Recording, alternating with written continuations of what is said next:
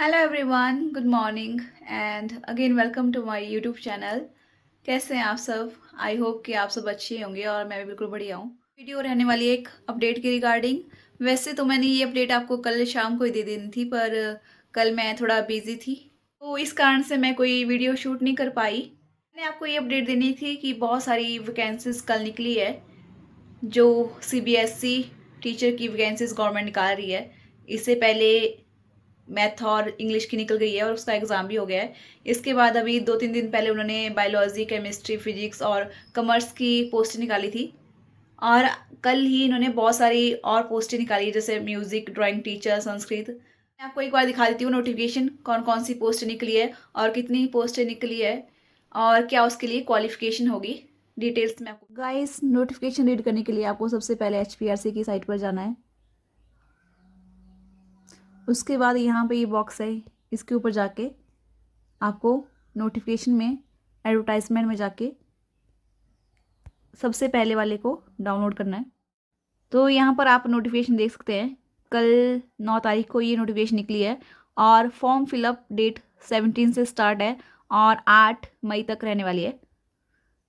तो आप लोग जो भी इंटरेस्टेड है इसमें फिलअप कर सकते हैं। तो सबसे पहले आप देख सकते हैं म्यूज़िक टीचर की पोस्ट निकली है, जिसमें टोटल आपकी वैकेंसीज होने वाली है 118 और जनरल की 45 सीटें। इसमें आपकी जॉब वैसी होने वाली है जैसे दूसरी सीबीएसई वैकेंसीज उन्होंने फिल की। इसमें भी आपको 10 महीने का वेतन मिलेगा 30,000 और 5 साल के लिए होगा ये टेम्प्रेरी बेसिस के ऊपर। तो ये स्कीम बेस्ड वैकेंसीज़ है। और इसके बाद आप देख सकते हैं सेकंड नंबर पे ड्राइंग टीचर की निकली है। इसके भी 118 पोस्टें हैं और उसमें भी जनरल की 45 है। अब थर्ड नंबर पे चलते हैं संस्कृत टीचर की। इसकी भी 118 है और जनरल की 45 है इसमें। और उसके बाद आपका फिजिकल एजुकेशन टीचर एलिमेंट्री, इसकी भी 118 ही पोस्ट हैं और जनरल की इसमें भी 45 है, तो सेम सेम ही है। फोर्थ आ गया आपका हिस्ट्री की पोस्टें निकली है, 86 टोटल हैं और जनरल की 32 पोस्ट हैं इसमें। हिंदी की 151 टोटल पोस्ट हैं और जनरल की 56 है। इसके बाद आपकी जियोग्राफी टीचर की 99 पोस्ट हैं और टोटल 99 है और इसमें जनरल की 38 है। तो आप देख सकते हैं जो भी आपकी कैटेगरीज हैं उसमें आप चेकआउट कर लेना एक बार कि आपके कितनी कितनी पोस्टें हैं। अब हम देखते हैं क्वालिफिकेशन क्या है। तो सबसे पहले म्यूज़िक टीचर की, सबसे पहले आपको मास्टर की होनी चाहिए आपकी 50% के साथ। सेकंड आपने बीएड की होनी चाहिए 50% के साथ। आपका टेट भी क्लियर होना चाहिए, इसमें भी टेट है। उसके बाद हिंदी इंग्लिश आपको अच्छे से बोलने आनी चाहिए और बाकी कैटेगरीज़ के लिए 5% का रिलैक्सेशन है। सेकंड है आपकी ड्राइंग टीचर के लिए। ड्राइंग टीचर में आपने +2 की होनी चाहिए विद 50% और डिप्लोमा किया होना चाहिए आपने आर्ट एंड क्राफ्ट का। और इसके साथ या तो आपने bachelor of arts with fine arts किया होना चाहिए या विजुअल आर्ट्स किया होना चाहिए। और क्राइटेरिया वो ये 50% होने चाहिए आपके। थर्ड नंबर है इसमें मास्टर डिग्री होनी चाहिए आपकी फाइन आर्ट्स में, विजुअल आर्ट्स में, और उसमें आपके 55% होने चाहिए कम से कम। और अदर कैटेगरीज के लिए 5% का रिलैक्सेशन है। थर्ड है आपकी संस्कृत टीचर। संस्कृत टीचर के लिए आपका मास्टर डिग्री होनी चाहिए 50% के साथ, बीएड होनी चाहिए 50% के साथ। इसके साथ आपका टेट भी क्लियर होना चाहिए।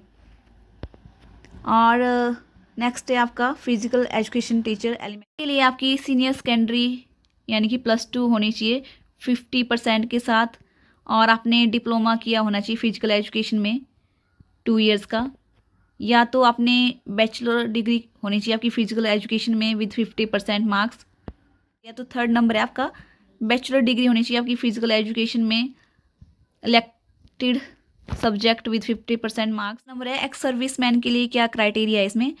जो भी एक्स सर्विस मैन कैंडिडेट हैं उनकी +2 होनी चाहिए और इसके साथ आपने पीटीआई कोर्स पास किया होना चाहिए army school of physical education Poona से। नेक्स्ट है आपका हिस्ट्री। हिस्ट्री के लिए भी आपकी मास्टर डिग्री होनी चाहिए 50% के साथ, बीएड होनी चाहिए 50% के साथ, टेट क्लियर होना चाहिए आपका, और हिंदी इंग्लिश अच्छे से आनी चाहिए। 5% रिलैक्सेशन अदर कैटेगरीज के लिए। हिंदी के लिए भी मास्टर डिग्री होनी चाहिए 50%, बीएड 50%, टेट क्लियर होना चाहिए। जियोग्राफी के लिए भी सेम यही है, आपकी मास्टर डिग्री होनी चाहिए जो भी है जियोग्राफी में, और बीएड होना चाहिए आपकी, और टेट होना चाहिए। तो ये थी क्वालिफिकेशन, जितनी भी आपकी पोस्टें थी। इसके बाद आता है आपका मोड ऑफ सिलेक्शन। तो कंप्यूटर बेस्ड टेस्ट होगा, 120 मार्क्स का होगा, 1.5 घंटे का होगा पेपर आपका, और इसमें आपके 120 ही मल्टीपल चॉइस क्वेश्चन पूछे जाएंगे, और 75 के आसपास इसमें आपके मेन सब्जेक्ट से आएंगे। जैसे जियोग्राफी अगर आप फिल करते हैं तो 75 क्वेश्चन आपके जियोग्राफी से आएंगे। बाकी 45 क्वेश्चन होंगे, जिसमें 10 या 15 क्वेश्चन आपके बीएड के आते हैं। बाकी जो बच गए उसमें आपके general knowledge of Himachal Pradesh, current affair, science, logical reasoning, social science, general Hindi, general English, ये सारे सब्जेक्ट्स आए। इंपॉर्टेंट इन्फॉर्मेशन इन पोस्ट के रिगार्डिंग। और भी अगर आप लोगों ने मुझसे कुछ पूछना है, क्योंकि मैंने एग्ज़ाम ऑलरेडी दे दी है सीबीएसई मैथ टीचर का, तो मुझे आप लोगों से ज़्यादा एक्सपीरियंस हो गया है इस एग्ज़ाम का। तो आप लोगों ने कुछ भी पूछना होगा मुझसे तो आप लोग पूछ लेना कमेंट सेक्शन में। बाकी अभी मुझे फिर से अपने दिल की बात करनी है। I am not happy with these post. वैसे तो हमें बहुत ज़्यादा खुश होना चाहिए कि इतनी ज़्यादा पोस्टें निकल रही हैं, पर फिर वही कि ये टेम्परेरी बेसिस के ऊपर हैं, और साथ में ये कोई पैटर्न भी सही से फॉलो नहीं कर रहे हैं। अभी जो भी जितने भी सारे एग्ज़ाम निकले इसमें इन्होंने टैट मांगा हुआ है, और बात वही आ जाती है कि फिर से हमारा क्यों टैट नहीं रखा इन्होंने। और ये मैंने आपको पिछली वीडियो में बता दिया था कि सीबीएसई मैथ टीचर और सीबीएसई इंग्लिश टीचर के लिए इन्होंने कोई टैट वाला क्राइटेरिया नहीं रखा था, और उसमें 55% वाला क्राइटेरिया था। वैसे तो वहाँ से भी कंपटीशन कम होता है, पर मैं ऐसा बोलना चाहती हूँ कि सेम सेम पैटर्न होना चाहिए। ये तो ये बात होगी कि टीजीटी मेडिकल वालों के लिए आप टैट मांग रहे हैं, और टीजीटी नॉन मेडिकल वालों के लिए आप बोल रहे हैं कि सारे के सारे भर दो जो भी है जिसने एमएससी की है। हाँ, 55% का क्राइटेरिया लगा दो वहाँ पे। तो ये बात मुझे समझ नहीं आ रही है कि वो ऐसा क्यों कर रहे हैं। अगर उनका कुछ रीज़न है इसके पीछे कि वो क्यों ऐसा कर रहे हैं, तो उनको बिल्कुल इसके लिए ट्रांसपेरेंट होना चाहिए, उनको नोटिफिकेशन में क्लियर कराना चाहिए। अगर उन्होंने मैथ और इंग्लिश टीचर को कुछ और लगाना है, कुछ और वे में वो उनको रख रहे हैं, तो वो उनको बिल्कुल क्लियर कट बताना चाहिए। और मैं आप में से किसी को नहीं रोकूंगी इस एग्ज़ाम के रिगार्डिंग कि आप नहीं फिलअप करो या फिलअप करो, ये आप लोगों की मर्जी है। हमें एक बार इसके लिए बोलना तो चाहिए, कम से कम हम ईमेल तो कर सकते हैं उनको कि आप क्यों टेम्परेरी बेसिस वाली ये पोस्टें निकाल रहे हो, और क्यों इसको रेगुलर नहीं करना चाहते हो। तो आप लोग भूल जाओ कि 5 साल बाद वो हमें रेगुलर करेंगे। उन्होंने नोटिफिकेशंस में पहले से ही दिया है कि सिर्फ 5 ईयर्स के लिए होगा, और कोई भी नेक्स्ट सरकार होगी वो भी अपना ही देखेगी, वो नहीं देखेगी ऐसा कि वो हमारे फेवर में करेगी कुछ। और ना ही हम बाद में कोर्ट में जा सकते हैं। कोर्ट में हम क्या बोलेंगे 5 साल बाद कि हमें अब रेगुलर करो। ये नोटिफिकेशन दिखाएंगे कि आपको तो पहले से 5 ईयर्स के लिए बोला था। तो अगर आप लोग नहीं थे इंटरेस्टेड, अगर आपको कुछ और करना था, आपने फिलअप क्यों किया। अभी रेगुलर ना करें, अभी भी चेंज ना करें प्रोसेस को, पर अगर हमने अभी थोड़े बहुत उनको बोला होगा, फ़ोन किया होगा, कांटेक्ट किया होगा और ईमेल वगैरह की होंगी, तो हम बाद में प्रूफ्स तो देख सकते हैं कि हमने पहले कुछ तो किया था इसके खिलाफ। चाहे हम 5 साल बाद आप कुछ नहीं बोल पाओगे अगर आपने अभी कुछ नहीं किया होगा। और सेकेंड थिंग, प्रोसीजर सबका सेम होना चाहिए। अगर आप एक ही टाइप की पोस्ट लगा रहे हो, तो अगर सबके लिए आपने दूसरी पोस्ट के लिए टेट मैंडेटरी किया है, तो फिर इंग्लिश और मैथ के लिए भी आपको टेट मैंडेटरी करना चाहिए। या अगर आपको उनके लिए भी टेट मैंडेटरी नहीं करना चाहिए जो अभी पोस्टें निकली है, अगर आपने उनके लिए मैथ और इंग्लिश के लिए नहीं किया, तो नेक्स्ट जो भी पोस्टें आ रही है उनके लिए भी टेट नहीं करो मैंडेटरी।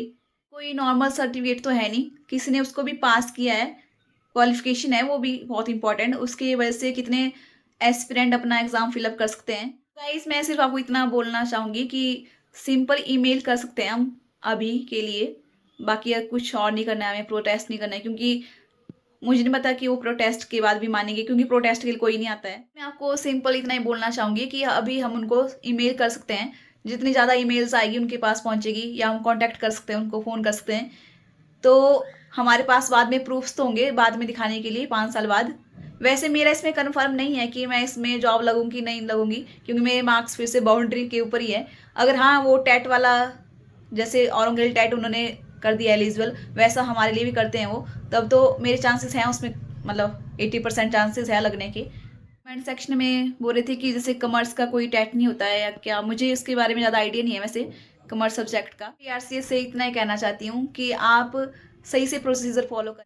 अगर एक ही टाइप की पोस्ट है तो उसके लिए सेम एलिजिबिलिटी रखें, सेम टाइप की, और सेकंड थिंग कि इन पोस्टों को प्लीज़ रेगुलर करें।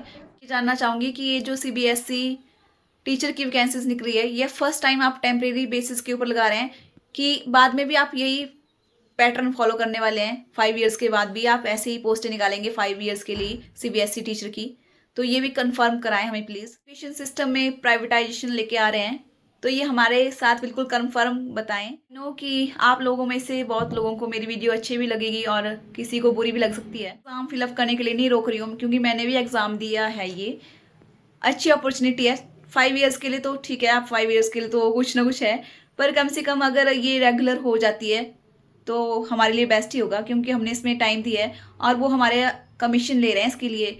अगर होता है वो सिंपल इंटरव्यू और डेमो से एक टीचर को सिलेक्ट करते, परसेंटेज बेस के ऊपर सिलेक्ट, डिफरेंट बात होती। वो कमीशन ले रहे हैं और उसमें वो पोस्ट ग्रेजुएशन लेवल का सिलेबस भी डाल रहे हैं, कोई ईजी टेस्ट नहीं आ रहा है। तो हम इतना पढ़ने के बाद, कमीशन फाइट करने के बाद सिर्फ 5 ईयर्स के लिए लगेंगे, तो सिस्टम ने इतना कमज़ोर बना दिया है अंदर से कि हम अपने फेवर के लिए भी नहीं बोल सकते हैं। हमारा राइट है इसके अगेंस्ट बोलना। सो गाइस प्लीज़ ईमेल कर देना, और जिन्होंने भी मैथ के एग्ज़ाम फिल किए थे और इंग्लिश के, तो आप लोग भी ईमेल कर सकते हैं कि हमारे लिए टेट क्यों मैंडेटरी नहीं था, और जो दूसरे एग्ज़ाम हैं इनके लिए, सबके लिए टेट मैंडेटरी क्यों कर रहे हैं आप। फिर नेक्स्ट वीडियो में और कुछ भी आपको हेल्प चाहिए होगी तो वो पूछना होगा इस एग्ज़ाम के रिगार्डिंग, तो आप कमेंट सेक्शन में पूछ सकते हैं। और मैंने बहुत सारी चीज़ें अपने टेलीग्राम चैनल पर शेयर की हैं, जैसे करंट अफेयर के चैनल क्वेश्चन आते हैं, वैसे हिंदी इंग्लिश के भी मैंने नोट्स शेयर किए हैं। साथ सीबीएसई मैथ और सीबीएसई इंग्लिश टीचर की जितनी भी शिफ्ट थी, वैसे 2-2 शिफ्ट हुई हैं, उसके मैंने एग्ज़ाम अपने टेलीग्राम चैनल पर शेयर कर दिए हैं। आपको हेल्प हो जाएगी वहाँ से कि जनरल पार्ट किस तरह का आ रहा है, रीजनिंग कैसी आ रही है, हिंदी इंग्लिश जीके कैसा आ रहा है, तो वो आप वहाँ से देख सकते हैं। तो मिलते हैं फिर नेक्स्ट वीडियो में। बाय।